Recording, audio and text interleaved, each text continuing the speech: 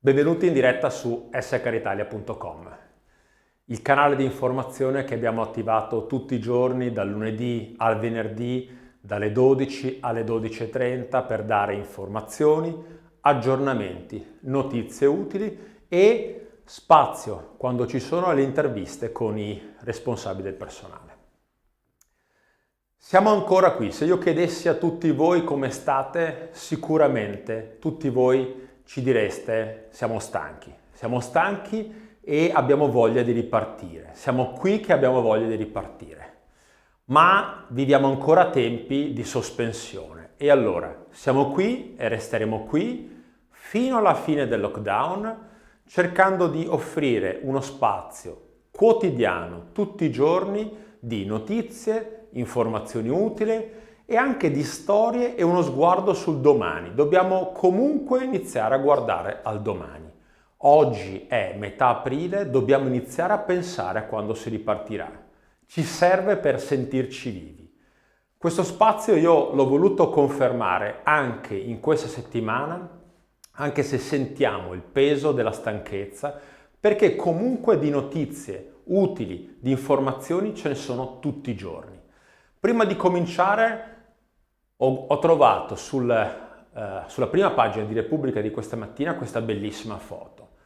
È una foto che comunque racconta che cosa? Che anche in contesti come quelli che stiamo vivendo, di emergenza, di grande frustrazione, si può essere dolci e immaginare di poter ripartire con uno spirito nuovo, in condizioni diverse, ma mantenendo la nostra dolcezza.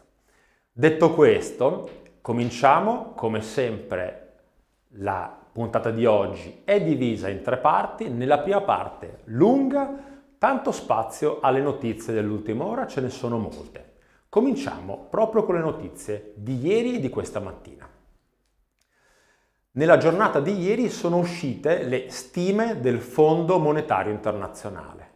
Sono stime che ci hanno fatto prendere paura. Perché? Perché prevedono una recessione gravissima. A livello globale la contrazione del PIL sarà del 3%, la peggiore degli anni 30, come se ci fossimo stati negli anni 30. Noi non c'eravamo, quindi la peggiore di sempre per noi. In Italia il PIL cadrà del 9%, qualcuno diceva il 6%, adesso è diventato il 9%. Il nostro compito è sorprenderci nella ripartenza, quindi di fronte a queste notizie così negative, l'impegno di tutti noi deve essere di ripartire sorprendendoci, con qualcosa che ci faccia dire cavoli, è inaspettato quello che sta succedendo. Quindi oggi è una puntata ricca di notizie, ma anche con un sentimento forte di ripartenza, di energia per la ripartenza. L'Italia è indietro. Tutti i giornali oggi in qualche modo focalizzano questa notizia. Rispetto ad altri paesi l'Italia è indietro nelle riaperture, anche perché è il paese che sta subendo in modo più forte tutto quello che sta succedendo. Ci sono forti pressioni sul governo per anticipare la ripartenza di alcuni settori a prima del 4 maggio. Da più parti si parla di un nuovo DPCM, di un nuovo decreto del Presidente del Consiglio dei Ministri atteso per il fine settimana. Sappiamo che sono state istituite delle task force, sono diverse in verità, e una di queste, quella presieduta da Colao, ha come obiettivo quello di suggerire al governo le misure per accelerare la fase della ripartenza. Vedremo se alla fine di questa settimana ci saranno nuove notizie che ci consentiranno di ripartire prima del 4 di maggio. Tra le attività che sono riprese senza limitazioni ci sono le attività professionali. Il decreto del Presidente del Consiglio dei Ministri del 10 di aprile ha stabilito per le attività professionali regole chiare per lo svolgimento e per la ripresa. Quali sono? Largo utilizzo dello smart working, laddove sia possibile ricorrere allo smart working. Laddove sia possibile ferie e congedi per i dipendenti. Chiaramente anche per gestire cali di lavoro che ci sono in questi momenti. dispositivi di protezione individuale e distanza di almeno 1 metro per chi viene al lavoro e sanificazione dei luoghi di lavoro usando a questo fine anche gli ammortizzatori sociali, quindi magari usare gli ammortizzatori sociali per 1 o 2 settimane per sanificare gli spazi. Tra le attività produttive alcune sono riprese, altre invece sono ancora sospese. Nel decreto del 10 di aprile per le attività sospese, per le attività produttive sospese, è ammesso, previa comunicazione al prefetto, l'accesso ai locali di chi? Sia del personale dipendente che di terzi per lo svolgimento di attività che sono indicate. Sono le attività di vigilanza, le attività di manutenzione, le attività di pulizia e sanificazione e le attività di elaborazione delle paghe, gestione dei pagamenti. Nel webinar di oggi pomeriggio questo sarà uno dei temi che toccheremo. Nel webinar delle 15 parleremo di quali sono le attività che si possono fare nelle aziende la cui attività produttiva è sospesa. Parleremo anche di cassa per neoassunti. Perché? L'INPS con un messaggio di ieri ha chiarito che per i neoassunti, quelli assunti cioè dal 24 di febbraio al 17 di marzo, inizialmente esclusi dalle casse, per questi, dicevo, dovrà essere inoltrata una domanda nuova integrativa rispetto a quella già fatta. Quindi, se abbiamo già fatto una domanda di cassa ordinaria, di fisso ordinario, di cassa in deroga, dovremo fare una nuova domanda integrativa per i neoassunti.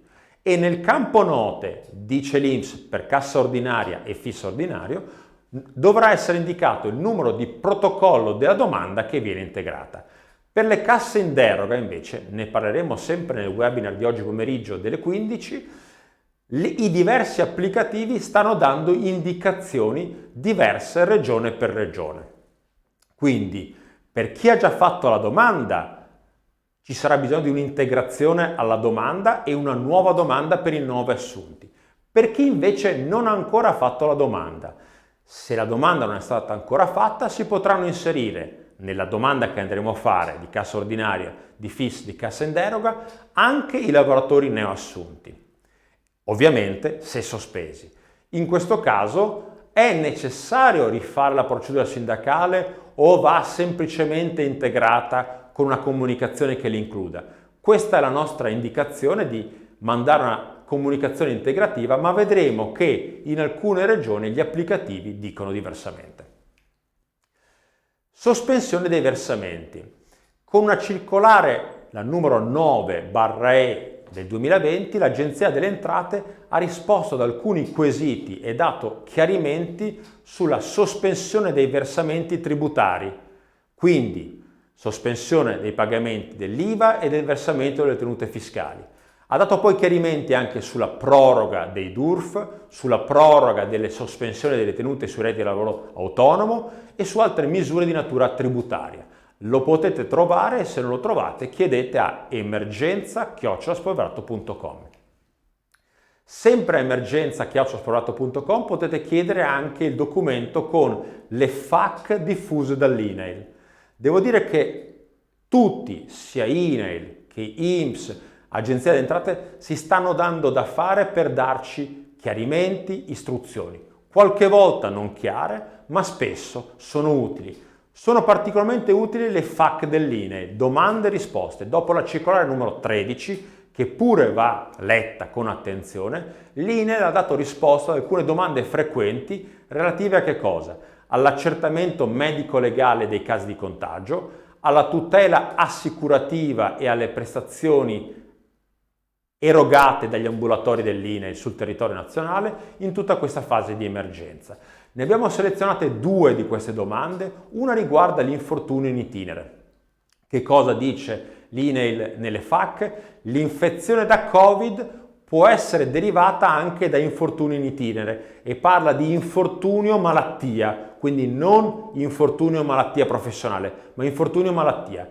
In tutti i casi in cui la malattia infortunio sia stata contratta durante il normale percorso di andata e ritorno dal luogo di abitazione a quello di lavoro, Ricordiamoci però qui il passaggio della circolare numero 13, che ricordava che in questa fase di emergenza l'uso dei mezzi pubblici non è un uso necessitato e va anzi privilegiato l'uso dei mezzi privati, proprio perché i mezzi pubblici possono essere luoghi dove è più frequente il contagio. L'altra domanda che abbiamo selezionato delle FAQ dell'INAIL è quella che risponde alla domanda: cosa fare in caso di infortunio? In questa fase, dice l'INAIL, in cui non devono avvenire spostamenti al proprio domicilio se non giustificati da ragione di urgenza, è preferibile contattare telefonicamente la sede dell'INAIL per avere indicazioni in merito alle azioni da intraprendere. Comunque le FAQ sono disponibili all'indirizzo emergenza@spolverato.com. Da ieri sono anche disponibili i moduli per i finanziamenti alle imprese piccole, ai titolari di ditte individuali, ai professionisti e alle aziende grandi e grandissime. Disponibili moduli per fare richiesta dei finanziamenti previsti dal decreto legge 23 del 2020. Li abbiamo guardati, ne parleremo sempre nel webinar del pomeriggio. Attenzione che fare false dichiarazioni in merito alla situazione economica e finanziaria, perché ricordiamoci che abbiamo accesso a questi finanziamenti garantiti, agevolati, soltanto se si versa in una certa situazione economica e finanziaria. Dicevo, fare false dichiarazioni costituisce un reato perseguibile, quindi no ai furbi, no ai furbetti. Tra gli articoli del Sole 24 Ore di oggi ne ho selezionato alcuni. Uno in particolare riguarda proprio i finanziamenti alle imprese più piccole, i finanziamenti dei 25.000 euro che sappiamo sono accessibili con una procedura semplificata. Parte la corsa ai finanziamenti, anche qui attenzione che i fondi sono limitati a circa 300-400.000 domande. Si dice che già da lunedì saranno disponibili i primi finanziamenti garantiti, quindi chi ha bisogno di liquidità si muova, i moduli ci sono, vada in banca, acceda attraverso i canali telematici che sono stati messi a disposizione. Molto importante anche il chiarimento che è arrivato ieri con una nota dell'Ispettorato Nazionale del Lavoro, la nota numero 89. L'Ispettorato Nazionale del Lavoro che cos'è che ha fatto? Ha chiarito che non è necessario l'aggiornamento del documento di valutazione di rischi, del DVR, ma è comunque opportuno formalizzare tutte le misure anticontagio che stiamo adottando nelle nostre aziende o che abbiamo in animo di adottare per la ripresa e quindi formalizzare, tutte le misure in una appendice al DVR. Appendice da stilare con la partecipazione delle figure aziendali che sono preposte alla sicurezza, quindi RSPP, medico competente, RLS.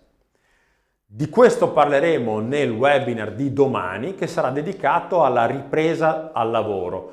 Tutte le novità che interessano la sicurezza, i temi della privacy, le tutele per i lavoratori che rientrano al lavoro. Cassa in deroga in Veneto. Al 14 di aprile sono state presentate, pensate, 22.500 domande per un totale di 65.700 lavoratori e qualcosa di più. Intanto che cosa emerge da questo dato? Il numero delle domande che ci fa capire che la macchina è stata messa in moto, non senza qualche difficoltà come sappiamo, ma ora funziona. Come vediamo la cassa in deroga nelle regioni riguarda soprattutto le aziende piccole e piccolissime, mentre per le aziende grandi sappiamo che la strada è quella della domanda al Ministero del Lavoro. Quindi 22.500 domande, 65.700 lavoratori già coperti dalle domande. Il tema adesso è quello dei pagamenti dei lavoratori quando arriveranno. Domani è il 16 di aprile, che ricordiamo era la data indicata dal Presidente del Governo, Presidente del Consiglio dei Ministri, Giuseppe Conte, come la data in cui i lavoratori avrebbero percepito lo stipendio. Non sarà probabilmente così, dovremo attendere ancora. Do conto comunque che ormai tutti i fondi, l'INPS ma anche l'artigianato, ecco qui la notizia, FSBA e ABI, anche l'artigianato ha sottoscritto con l'ABI in data 7 aprile, quindi qualche giorno fa, l'accordo per estendere anche al settore artigiano la possibilità di chiedere alle banche l'anticipazione del trattamento di sostegno attraverso l'anticipo di credito, l'apertura di credito nella misura di 1.400 euro. Molte sono le novità di cui si sta parlando in materia di lavoro, qualcosa arriverà nei prossimi giorni. È passato venerdì al Senato il maxi emendamento per la conversione del decreto legge 18. È molto interessante perché saranno convertiti insieme sia il decreto 9 che il decreto 18 e quindi ci sarà un'unica legge di conversione. Tra le norme più interessanti, quella che chiarisce con una norma di interpretazione autentica, quindi con efficacia retroattiva, ma che sta a dire che è così e dobbiamo intendere che è già così, sta a dire che la cassa spetta anche in caso di proroga e rinnovo dei contratti a termine, anche a scopo di somministrazione. Questa è la risposta che abbiamo già dato alle tante domande che erano arrivate al nostro indirizzo di posta emergenza@spolverato.com. Sono coperti dalla cassa anche i lavoratori a termine, anche i lavoratori somministrati a termine in caso di proroga del contratto a termine, in caso di proroga della somministrazione ed anche in caso di rinnovo. Sul rinnovo c'è il tema della causale che resta uno dei temi però ancora aperti e nel maxi emendamento non sembra che sia stato chiarito. Comunque cassa anche per le proroghe del termine, anche a scopo di somministrazione. Due altri articoli selezionati da quelli del Sole 24 Ore di questa mattina. Perché? Perché ci aiutano a comprendere un altro pezzetto del prossimo futuro. Sicurezza. Tutti ci impegneremo a dare più sicurezza, ma naturalmente questo avrà dei costi. L'introduzione delle misure di sicurezza per la ripresa avrà sicuramente anche un effetto sui costi. I due articoli che vi segnalo sono uno, quello che riguarda l'aumento dei costi del trasporto, ad esempio dei prodotti agricoli dal sud al nord. Pomodori, extra tassa del 20% per raggiungere il nord Italia.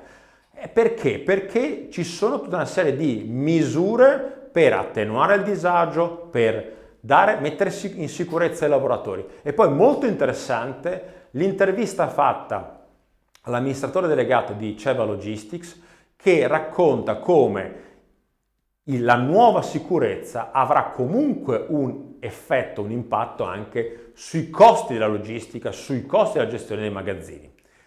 L'altro articolo che vi segnalo riguarda la fase 2. In molte regioni, molte aziende stanno ripartendo e nel ripartire stanno definendo linee guida, modelli per la ripartenza e tra queste alcune stanno attivando anche servizi come i test sierologici. I test sierologici a che cosa servono? Servono per accertare la presenza di anticorpi nei lavoratori. La domanda è: si possono fare questi test? Abbiamo letto alcuni accordi, come ad esempio quella della Ferrari, dove chiaramente è prevista la possibilità di fare questi screening di massa, ma poi l'articolo di oggi che cosa ci racconta? Ci racconta che anche su questo le regioni stanno andando un po' per conto proprio. Nel Friuli, ad esempio, e nel Veneto, due strade diverse. La prima li sta vietando, la seconda li sta consentendo, così come li sta consentendo l'Emilia-Romagna e la Lombardia. Di quello che cosa che avremo bisogno noi? Avremo bisogno di regole certe. Quindi questi articoli ci aiutano a cogliere gli elementi di incertezza su cui invece bisogna che tutti ci concentriamo perché sia fatta chiarezza. A proposito di chiarezza, 5 domande dei webinar del pomeriggio. Quali sono le domande a cui daremo risposte? La prima: quali attività si possono svolgere nelle aziende che sono chiuse? La seconda: come gestire in concreto le casse per i neoassunti? Poi, è possibile prorogare i contratti a termine e di somministrazione? Sì.